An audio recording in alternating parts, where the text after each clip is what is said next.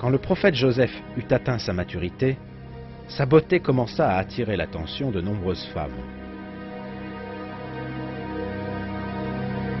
La femme du nouveau maître de Joseph ne tarda guère à montrer au jeune homme un intérêt suspect. Elle en vint à lui faire ouvertement une proposition indécente. Le prophète Joseph repoussa toutefois cette femme. Sachant que ce serait une violation des lois divines, il chercha immédiatement refuge auprès de son Créateur. Le comportement du prophète Joseph face à cet incident est ainsi décrit dans le Coran.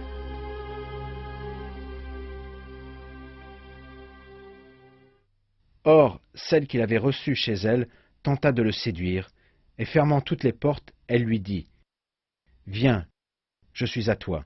Dieu m'en préserve !»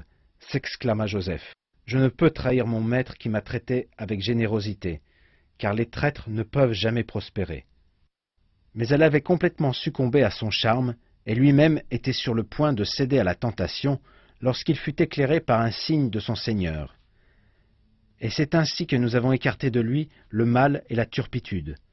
Il était en effet un de nos serviteurs élus.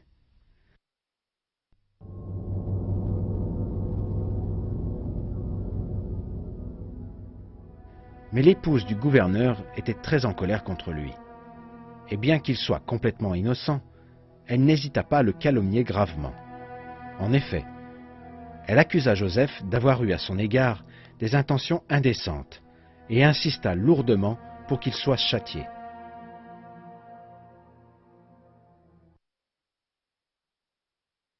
Tous deux se précipitèrent vers la porte, et elle lui déchira sa tunique par derrière. Ils trouvèrent le mari devant la porte, et aussitôt la femme s'écria « Quel châtiment mérite celui qui a voulu déshonorer ta femme, sinon la prison ou un supplice exemplaire ?»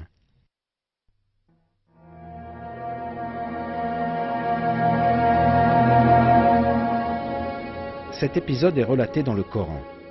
« C'est elle, répliqua Joseph, qui a voulu me séduire. » Un parent de l'épouse qui assistait à la scène intervint alors en disant « Si la tunique de Joseph est déchirée par devant, c'est la femme qui dit vrai, et c'est Joseph qui ment.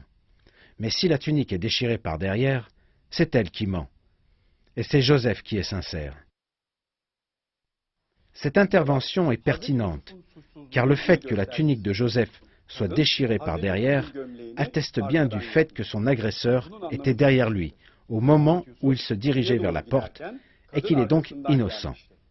Dans ces conditions, le gouverneur ne put que reconnaître la complète innocence de Joseph et blâmer la perfidie de sa femme. Ayant vu que la tunique était déchirée par derrière, le mari dit « Voilà bien une de vos perfidies. Les perfidies des femmes sont vraiment redoutables. Joseph, oublie cet incident. Et toi, femme, implore le pardon de ton péché, car tu as vraiment été fautive. »